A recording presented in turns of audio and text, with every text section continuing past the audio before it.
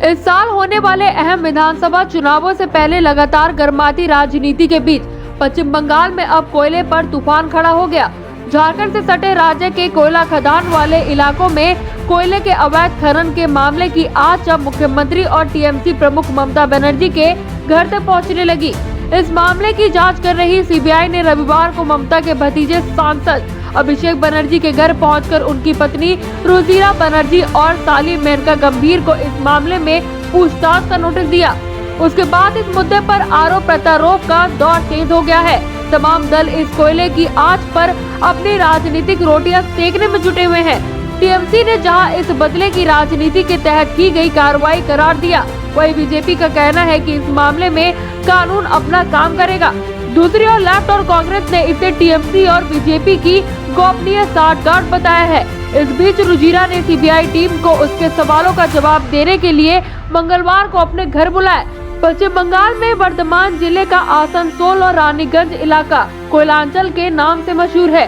बीते साल मई में ईस्टर्न कोलफील्ड लिमिटेड के विजिलेंस विभाग के अधिकारियों को पता चला था कि कुछ गिरोह बड़े पैमाने पर अवैध रूप से कोयले की खुदाई कर उसे बाजार में बेच रहे हैं। यह खुदाई मुख्य रूप से उन खदानों में होती थी जिनको असुरक्षित मानकर बंद कर दिया गया था।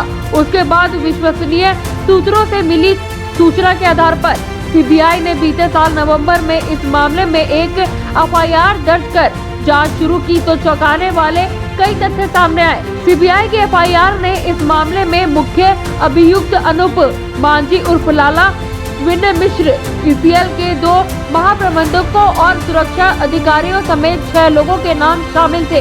इस मामले में सीबीआई अब तक कई राज्यों के दर्जनों ठिकानों पर छापेमारी कर चुकी है। छापेमारी के दौरान ईसीएल के एक सुरक्षा इंस्पेक्टर का दिल का दौरा पड़ने से मौत भी हो चुकी है। अनूप मांझी उर्फ लाला और कोयलांचल के कोयला तस्करी गिरोह पर सरगना कहा जाता है। लाला के ठिकानों पर पिछले कई महीनों से सीबीआई ने कई छापे मारे, लेकिन अभी तक लाला सीबीआई के पकड़ से बाहर है। इस मामले के दूसरे प्रमुख अभियुक्त विनय मिश्र को अभिषेक बनर्जी का करीबी माना जाता है। वह टीएमसी की युवा शाखा के अभिषेक की टीम का सदस्य भी था। फिलहाल लाला और मिश्र दोनों फरार हैं और सीबीआई की तलाश अभिषेक की पत्नी तक पहुंच गई। सीबीआई को शक है कि कोयला घोटाले में जुड़े कुछ संदिग्ध लेन देन अभिषेक बनर्जी की पत्नी रुजिरा और उनकी बहन के खाते से किए जा सकते हैं। रानीगंज और आसनसोल इलाके में ऐसी सैकड़ों खदानें हैं जिन पर कोयला माफिया का कथित राज है।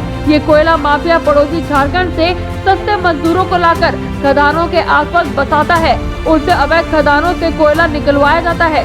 कोयला यहाँ से ट्रकों के जरिए बनारस और कानपुर तक भेजा जाता है। इस इलाके की खदानी ईस्टर्न कोलफील्ड लिमिटेड की है। अवैध खुदाई वही होती है जिन खदानों से ईसीएल कोयला निकालना बंद कर चुका है। इस कारोबार से जुड़े लोगों की माने तो आसनसोल रानीगंज क्षेत्र में लगभग 3,500 अवैध कोयला खदानों में कम से कम 35,000 लोग प्रत्यक्ष रूप से काम करते हैं। उनके अलावा लगभग 40,000 लोगों को परोक्ष रूप से रोजगार मिला हुआ है। अवैध कोयले की खुदाई और बिक्री के इस कारोबार का सालाना टर्नओवर अरबों का माना जाता है। रानीगंज के स्थानीय पत्रकार विमल देव बताते हैं कि इलाके में लगभग 500 अवैध खदानें हैं और वहाँ कोई 20,000 मजदूर काम करते हैं। इन खदानों में अक्सर मिट्टी के दबकर या पानी से डूबकर लोग मरते रहते हैं, लेकिन ये खबर भी उनके साथ ही वहीं दब जाती है। माफिया के हाथ बहुत लंबे हैं। कोयले की इस अवैध खुदाई में आसपास की कई बस्तियों में जमीन धंस गई है और मकानों में बड़ी बड़ी दरारें आ गई हैं। कोयला उद्योग से जुड़े लोग बताते हैं कि इस इलाके में अवैध खनन एक समांतर उद्योग है। रोजाना हजारों टन कोयलों के इसके जरिए निकलता है। कम समय में ज्यादा कोयला निकालने की होड़ की हाथों की नौबत देती है।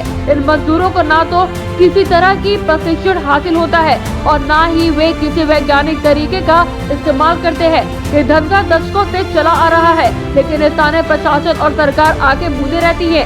ईसीएल के एक अधिकारी कहते हैं कि बड़े पैमाने पर होने वाली इस अवैध खुदाई पर अंकुश लगाना मुश्किल है। इसके लिए राज्य सरकार और पुलिस को ही कार्रवाई करनी होगी। लेकिन दूसरी ओर प्रशासन की पुरानी दलील रही है कि ईसीएल की अपनी बंद खदानों को ठीक से सील कर देना चाहिए ताकि उनका दोबारा नहीं खोला जा सके।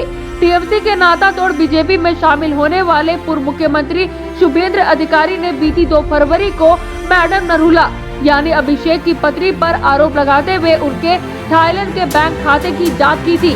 उनके 4 दिनों तक अभिषेक ने कहा था, बीजेपी मुझसे मुकाबले करने में सक्षम नहीं है, इसलिए अब मेरी पत्नी को निशाना बनाया जा रहा है। लेकिन मेरी पत्नी का बैंक खाता सिर्फ कोलकाता में है। वहीं सीबीआई की ओर से रुजिरा को नोटिस देने के बाद इस मामले में चौतरफा घमासान शुरू हो गया। अभिषेक कहते हैं कि ऐसे कर मुझे दबाया नहीं जा सकता। हम ऐसी तरकीबों से घुटने टेकने वालों में से नहीं है। इस कानून पर मुझे पूरा भरोसा है। मुख्यमंत्री ममता बनर्जी ने भी इसके लिए बीजेपी के केंद्रीय नेतृत्व पर जमकर हमला किया। ममता का कहना है कि बाघ का बच्चा बिल्लियों से नहीं डरता। दिल्ली हमेशा बंगाल की रीढ़ की हड्डी तोड़ने का प्रयास करती है और यह मामला भी ऐसा ही है। हम धमकियों से नहीं डरते। प्रदेश बीजेपी के प्रवक्ता शमी भट्टाचार्य कहते हैं कि सीबीआई के इस मामले की जांच कर रही है। अगर वह जांच नहीं करे तो मोदी ममता के मिलीभगत के आरोप लगते हैं और जांच करने पर राजनीतिक बदलेगा। इस मामले का राजनीतिकरण नहीं किया जाना चाहिए। इसमें कानून अपना काम करेगा। प्रदेश अध्यक्ष दिलीप घोष कहते हैं कि इस मामले में राजनीतिक बदले का कोई सवाल ही नहीं पैदा होता। सीबीआई कानून के दायरे में काम कर रही है, लेकिन नोटिस से घबराने की कोई बात नहीं है। सादा और नारदा मामले में मुकुल राय और शुभेंद्र जैसे बीजेपी नेताओं के खिलाफ भी जांच चल रही है। दूसरी ओर लेफ्ट और कांग्रेस के नेताओं ने भी टीएमसी और बीजेपी के गोपनीय तालमेल का नतीजा बताया। लेफ्ट विधायक दल के नेता सुरजन चक्रवर्ती कहते हैं, राज्य पुलिस को बहुत पहले इस कोयले खनन मामले की जांच करनी चाहिए थी, लेकिन नोटिस की टाइमिंग पर सवाल जरूर उठ रहे हैं। चुनावों से ठीक पहले ही नोटिस क्यों भेजा गया? सीपीएम के प्रदेश सचिव सूर्यकांत मिश्र कहते हैं, यह सब बीजेपी और टीएमसी के मिलीभगत है। हम जानते थे कि ऐसा कुछ होने वाला है, लेकिन कोलकाता में पूर्व पुलिस आयुक्त के खिलाफ सीबीआई जांच वाले मामले की तरह यह मामला भी निपट जाएगा। लेफ्ट कांग्रेस गठबंधन की सत्ता में आने से रोकने के लिए टीएमसी और बीजेपी के बीच गोपनीय समझौता हो चुका है और ये कार्रवाई उसी समझौते का हिस्सा है। सीबीआई के एक आधिकारिक नाम नहीं छापने की शर्त पर बताते हैं, जांच के ये बात सामने आई है कि टीएमसी के युवा नेता विनय मिश्र और मुख्य अभियुक्त अनूप मांझी उर्फ लाला समेत इस कारोबार में जुड़े कई लोगों के पैसे विदेश भेजे गए। इस बात के सबूत मिले हैं कि उसमें से कुछ रकम रुजिरा नरूला के खाते में जमा हुई है। वही रुजिरा जो अभिषेक की पत्नी है। यहाँ इस बात का जिक्र प्रासंगिक के बीते साल बैंकॉक से लौटते समय रुजिरा के खिलाफ तय मात्रा में ज्यादा सोने लाने के आरोप में कस्टम विभाग ने उन्हें खिलाफ एक एफआईआर दर्ज कराई थी। यह मामला फिलहाल अदालत में लंबित है। News desk, action India TV.